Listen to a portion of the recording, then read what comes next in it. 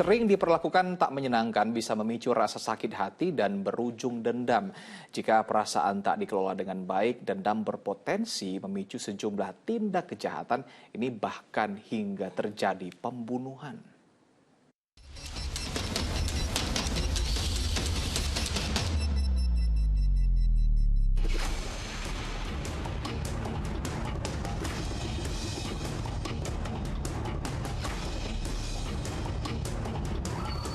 Terlalu sering diintimidasi oleh rekan sekantornya, diremehkan dan dipermalukan di depan orang banyak.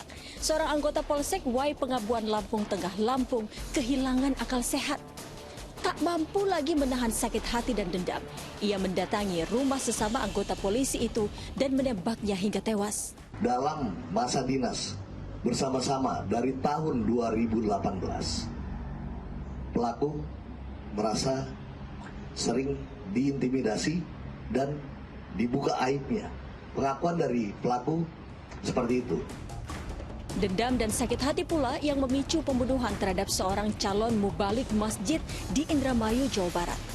Korban yang juga pedagang donat itu dibunuh seorang pria yang sering diejek di media sosial oleh anggota organisasi keagamaan di mana korban terdaftar sebagai anggotanya. Padahal antara korban dan tersangka tak saling kenal. Pelaku ini sakit hati dengan jemaah-jemaah LDI yang melakukan perundungan di media sosial terhadap yang bersangkutan karena yang bersangkutan dikeluarkan dari jemaah LDI itu.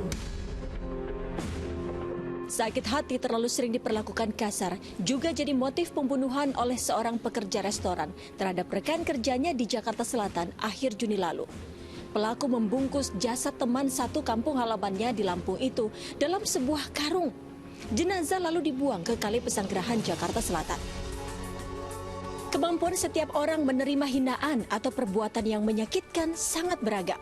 Bagi yang memilih untuk memendamnya perlu waspada karena ini bagai penyimpan bom waktu yang bisa merugikan diri sendiri.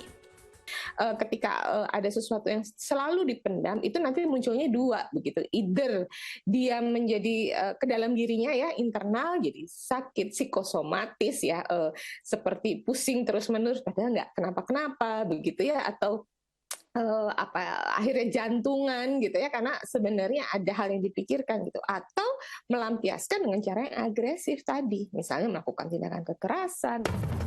Ya, orang yang menyimpan dendam seringkali kehilangan akal sehat hingga pelampiasannya pun justru membuat jalan hidupnya tersesat. Segeralah salurkan energi negatif seperti keinginan balas dendam itu dengan melibatkan diri dalam ragam aktivitas yang positif.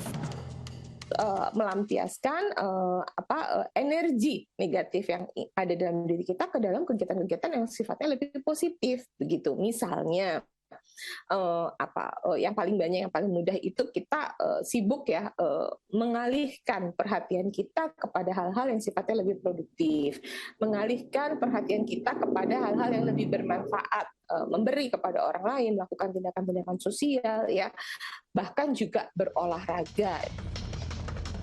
Mengejek dan memperolok-olok seseorang bukanlah tindakan yang dapat dibenarkan. Sederet kasus telah membuktikannya.